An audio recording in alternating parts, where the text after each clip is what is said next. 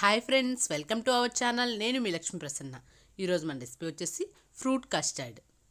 ఈ ఫ్రూట్ కస్టర్డ్ని ఇంట్లోనే చాలా ఈజీగా చేసేసుకోవచ్చు. చాలా టేస్టీగా ఉంటుంది. ఫ్రెండ్స్, వీడియో స్టార్ట్ చేసే ముందు ఒక చిన్న రిక్వెస్ట్. మీకు కనుక ఈ రెసిపీ నచ్చినట్లయితే తప్పకుండా ఒక లైక్ చేయండి.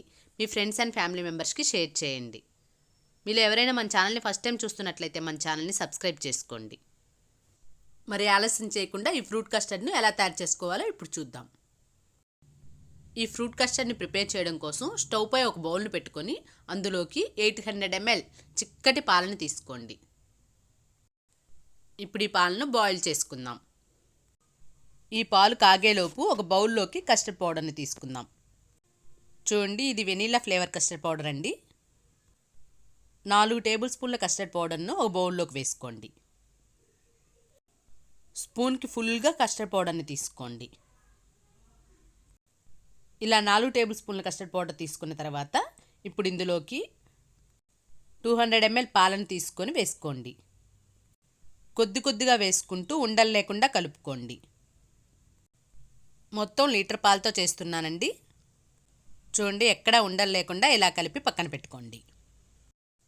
చూడండి, పాలు ఇలా ఒక పొంగు వచ్చిన తర్వాత మంటను లో టు మీడియం ఫ్లేమ్లో పెట్టి 5-6 నిమిషాలు ఇలా కలుపుకుంటూ బాయిల్ చేసుకోండి.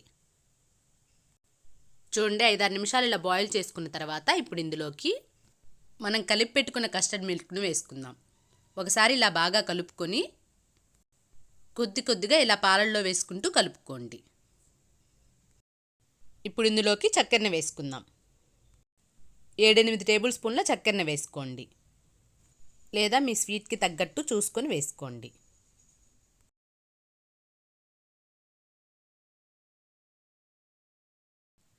మంటను లో టు మీడియం ఫ్లేమ్లో ఉంచి ఇలా కలుపుకుంటూ బాయిల్ చేసుకోవాలి. 3-4 నిమిషాలు ఇలానే కలుపుకుంటూ బాయిల్ చేసుకోండి. అడుగు పట్టేయకుండా ఇలానే కలుపుకుంటూ బాయిల్ చేసుకోండి. చూడండి, ఇలా బాయిల్ చేసుకుని స్టవ్ ఆఫ్ చేయండి. ఇప్పుడు ఈ పాలల్లో వేసుకోవడం కోసం ఒక యాపిల్ను, ఒక దానిమ్మను, గ్రేప్స్ను, అరటిపండును తీసుకొని ఇలా ముక్కలుగా కట్ చేసి పెట్టుకోండి.